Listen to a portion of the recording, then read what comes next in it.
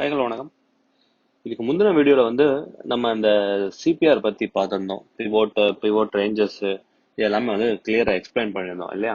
இப்போ இந்த பிவோட்ஸை வச்சுட்டு எப்படி ஒரு ட்ரேடிங் ஸ்ட்ராட்டஜி நம்ம கணிக்கிறது, ஒரு ட்ரேடு எப்படி எடுக்கிறது, நம்மளுக்கான ஸ்ட்ராட்டஜி எப்படி ஃபார்ம் பண்ணுறது அப்படிங்கிறத பற்றி தான் இந்த வீடியோவில் ஃபுல்லாக டிஸ்கஸ் பண்ண போகிறோம்.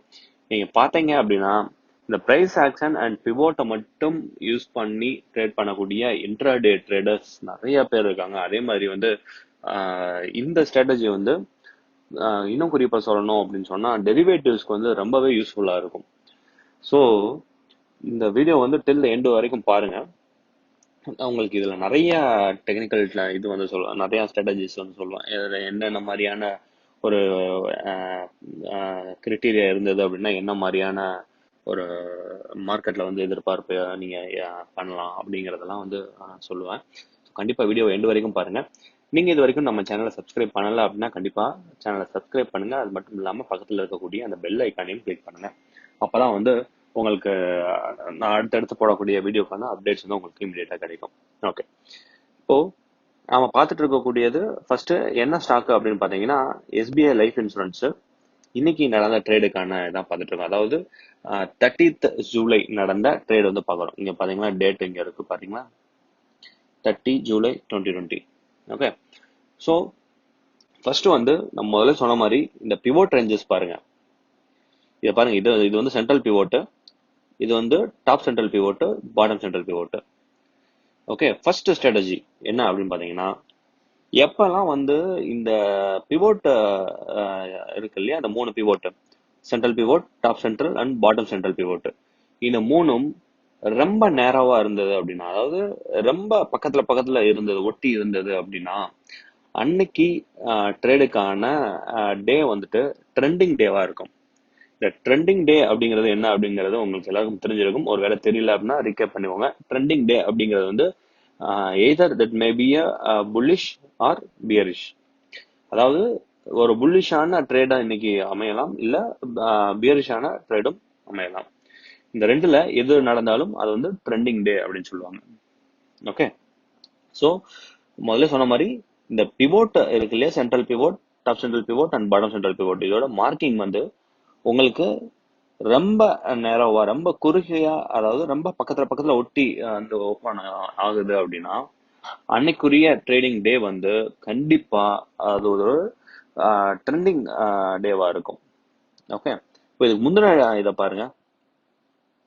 இதுக்கு முந்தினதுல பாத்தீங்க அப்படின்னா இது ஒரு central pivot, top central pivot மேல இருக்கு, பாட்டம் சென்ட்ரல் பிவோட் இங்க கீழே இருக்கு.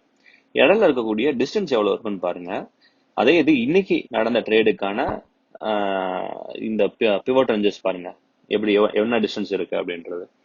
அப்போ இதுல பாத்தீங்க அப்படின்னா இதுல பாருங்க, ஃபர்ஸ்ட் டேல என்ன இருக்கு அப்படின்னா இதை கிராஸ் பண்ணி வெளில போகுது.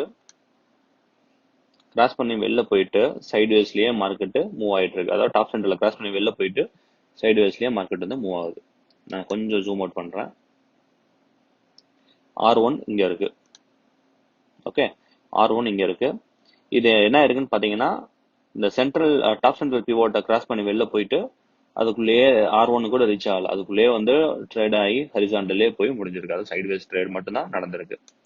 பட் இந்த இதுல பாருங்க, நான் முதல்ல சொன்ன மாதிரி ரொம்ப நேராவா இருக்கு. ஸோ கண்டிப்பா ட்ரெண்டிங் டேவா இருக்கும். ஓப்பன் ஆகுது, ஃபர்ஸ்ட் கேண்டில், செகண்ட் கேண்டில் விட்டு தேர்ட் கேண்டில் பாருங்க R1 தாண்டி வெளில போயிடுச்சு. ரெசிஸ்டன்ஸ் லெவல் 1 தாண்டி வெளியில போயிடுச்சு. திரும்ப 1ல இருந்து கண்டினியூ ஆகுது ஃபர்தரா. அடுத்த கேண்டிலே R2 தாண்டி வெளில போயிடுச்சு. திரும்பவும் R2க்கும் R3க்கும் நடுவுலயே ஒரு பெரிய சண்டை நடந்துட்டே இருக்கு. அதுக்கப்புறம் பாத்தீங்கன்னா திரும்பவும் R3 தாண்டி வெளில போயிடுச்சு. திரும்ப அதுக்குள்ளே இருக்கு. அப்புறம் கொஞ்ச நேரத்துல R4 தாண்டி வெளில போய் க்ளோஸ் ஆகுது. இதுதான் ட்ரெண்டிங் டே அப்படிங்கிறது. ட்ரெண்டிங் டே அப்படிங்கிறது என்ன அப்படின்னு பாத்தீங்கன்னா உங்க R1, R2, R3 எல்லாம் கிராஸ் பண்ணி வெளியில போகுது இல்லையா, அந்த மாதிரியான ஒரு ட்ரேடிங் அமையுது அப்படின்னா அதான் ட்ரேடிங் டே, ட்ரெண்டிங் டே. ஓகே, அப்போ நம்ம பார்க்க வேண்டிய விஷயம் என்ன அப்படின்னு பாத்தீங்கன்னா மார்க்கெட்டு நீங்க ஓபன் ஆன உடனே ஃபர்ஸ்ட் இந்த central pivot, top central pivot, bottom central pivot எப்படி இருக்கு அப்படிங்கிறத பார்க்கணும். நேராவா இருக்கா இல்ல இடையில இருக்கக்கூடிய கேப் வந்து வைடா இருக்கா அப்படிங்கறத பார்க்கணும். நேராவா இருந்தது அப்படின்னா நீங்க உங்களோட ட்ரேடிங் வந்து ரெடியா இருக்கணும். அப்பதான் வந்து ட்ரெண்டிங் உள்ள மேல R1 R2 கிராஸ் பண்ணி வெளில போகும்போது நீங்க ட்ரேட் வந்து எடுத்துடணும். ஓகே, ஸோ இதுதான் வந்து ஒரு கிரிட்டீரியா. இதை வந்து நீங்க நல்லா நோட் பண்ணணும். ஓகேவா? நீங்க ப்ராக்டிஸ் பண்ணுங்க, இல்ல இதுக்கு முன்னாடி இருக்கக்கூடிய சார்ட்ஸ்லாம் வந்து அனலைஸ் பண்ணி பார்த்தீங்கன்னாலும் உங்களுக்கு வந்து இது ரொம்ப சிம்பிளா புரிஞ்சிடும். எப்பெல்லாம் வந்து நேரவா இருக்கோ அப்பெல்லாம் வந்து என்ன மாதிரி அமைஞ்சிருக்கு ட்ரெண்டிங் டே. இந்த ட்ரெண்டிங் டே அப்படிங்கிறது நீங்க நல்லா ஞாபகம் வச்சிருக்கணும். ஒன்லி பியரிஷ் கிடையாது. இப்போ நம்ம இந்த எக்ஸாம்பிள்ல வந்து பாத்தீங்க அப்படின்னா இது ஃபுல் அண்ட் ஃபுல் புல்லிஷ் இதான் இருக்கு. ஓகே, புல்லிஷ் தான் நம்ம காட்டியிருக்கோம். ஸோ ட்ரெண்டிங் டே அப்படிங்கிறது புல்லிஷ் மட்டும் கிடையாது, பியரிஷும் இருக்கலாம். அந்த பியரிஷ் இருந்தாலும் இதே மாதிரி தான் உங்களுக்கு செட்டப் வந்து இருக்கும். அப்போ வந்து உங்களுக்கு பார்த்தீங்கன்னா ப்ரைஸ் கொஞ்சம் கொஞ்சமாக கீழே போயிட்டே இருக்கும். அப்போ அந்த மாதிரியான டைத்துல நீங்க என்ன பண்ணணும் அப்படின்னா அந்த இடத்துல வந்து ஒரு ஷார்ட் வந்து எடுக்கணும். அதாவது செல்லிங் பொசிஷன் எடுத்துட்டு நீங்க ஃபர்தரா R1 S1 S2 கிராஸ் பண்ணி வெளில போகும்போது நீங்க வந்து பையிங் போட்டு நீங்க உங்க ட்ரேடிங்கை க்ளோஸ் பண்ணிக்கலாம். ஓகே ஓகே, இப்போ இது நம்ம முதல்ல சொன்ன மாதிரி இந்த செட்டப் வந்துடுச்சு. எந்த இடத்துல பொசிஷன் எடுக்கணும் அப்படிங்கறத நான் இப்ப சொல்றேன்.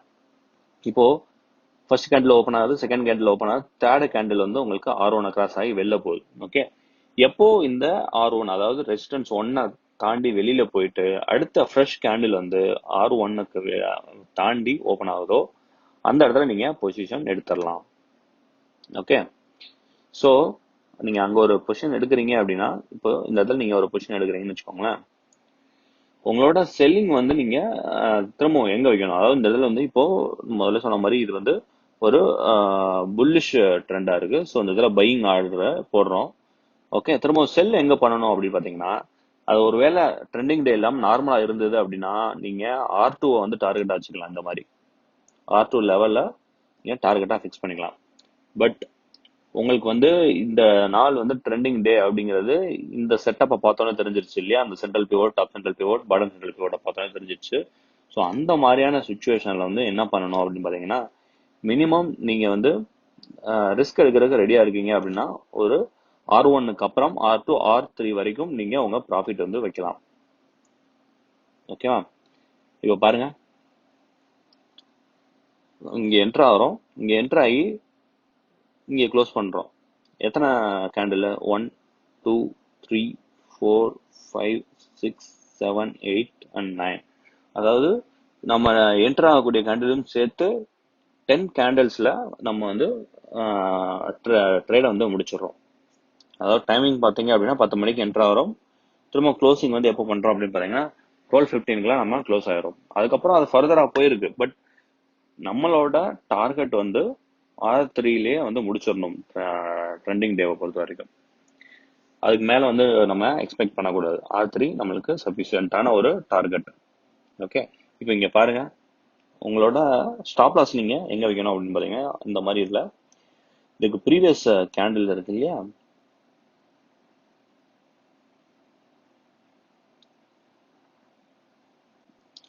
ஸ்டாப் லாஸ் எங்க வைக்கணும் அப்படின்னு பாத்தீங்கன்னா ப்ரீவியஸ் கேண்டிலோட அந்த க்ளோசிங் கரெக்டா ஆல்ரெடி ஸ்டாப் லாஸ் கரெக்டா தான் இருக்கு. ஸோ அந்த மாதிரி தான் வந்து நம்ம ஸ்டாப் லாஸ் வந்து வைக்கணும். இப்போ பாருங்க, நம்மளோட ரிஸ்க் ரிவார்ட் ரேஷியோ எவ்வளோன்னு பாருங்க.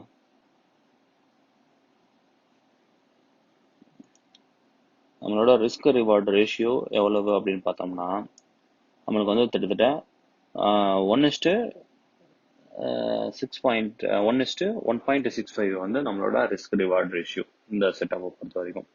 பட் இங்க பாருங்க, இந்த கேண்டில் வந்து ரொம்ப பெரிய கேண்டில், அதனாலதான் வந்து நம்மளுக்கு இவ்வளவு பெரிய ஸ்டாப் லாஸ் வைக்க வேண்டியதா இருக்கு. ஆக்சுவலா வந்து நம்ம கரெக்டான ஸ்டாப் லாஸ் வைக்கணும் அப்படின்னா இந்த R1 லெவல் இருக்கு இல்லையா, இந்த R1 லெவல்லாம் வந்து நம்மளோட கரெக்டான ஒரு ஸ்டாப் லாஸ் பாயிண்ட். எவ்வளவு ரூபாய் வருதுன்னு பாருங்க, 2.80 rupees per ஷேர் வந்து நம்ம ஸ்டாப் லாஸ் வந்து செட் பண்றோம். இதுதான் வந்து கரெக்டான ஒரு ஸ்டாப் லாஸ்க்கான பொசிஷன். ஏன்னா R1 தாண்டி வெளில போயிடுச்சு. ஸோ R1 தான் நம்மளோட அடுத்த ஸ்டாப் லாஸ் பாயிண்டா இருக்கணும். டார்கெட் வந்து R3 வந்து நம்மளோட டார்கெட்டா இருக்கணும். 3 வந்து நம்மளோட டார்கெட்டாக இருக்கும். இப்போ ரிஸ்க் ரிவார்டு ரேஷியோ பாருங்க 1:4.54. அதான் வந்து நம்மளோட ரிஸ்க் ரிவார்டு ரேஷியோ இந்த ட்ரேடை பொறுத்த வரைக்கும். ஓகே, ஸோ இன்னைக்கு நம்ம வீடியோவில் பார்த்த இந்த விஷயம் கண்டிப்பாக உங்களுக்கு புரிஞ்சுக்கணும்னு நினைக்கிறேன். இந்த பிவோட்டை வச்சுட்டு எப்படி வந்து நம்ம ஒரு ட்ரேட் வந்து அட்டன் பண்ணணும், இந்த சென்ட்ரல் பிவோட் ரேஞ்சஸை வச்சுட்டு எப்படி வந்து இன்னைக்கு ட்ரெண்ட் இருக்கும் அப்படிங்கிறத கணிக்கிறது, அதெல்லாம் வந்து உங்களுக்கு புரிஞ்சிருக்கும்னு நினைக்கிறேன். உங்களுக்கு இந்த வீடியோ சம்மந்தமாக எந்த விதமான டவுட் இருந்தாலும், எந்த விதமான கமெண்ட்ஸ் இருந்தாலும் நீங்கள் தாராளமாக கமெண்ட்ஸில் வந்து கமெண்ட் பண்ணுங்கள். உங்களுக்கு இந்த வீடியோ பிடிச்சிருந்தது அப்படின்னா கண்டிப்பாக வீடியோ லைக் பண்ணுங்கள். அது மட்டும் இல்லாமல் மற்றவங்களோட ஷேர் பண்ணுங்கள். மீண்டும் அடுத்த ஒரு வீடியோவில் உங்களை சந்திக்கும் வரை உங்களிடமிருந்து விடைபெறுவது பிரபாகர் சேகர். தேங்க்யூ. நீங்கள் இந்த சேனலுக்கு புது வியூவராக இருந்தால் மறக்காமல் சேனலை சப்ஸ்கிரைப் பண்ணுங்கள். அதோடு சேர்த்து பக்கத்தில் இருக்க பெல் ஐக்கானையும் கிளிக் பண்ணுங்கள்.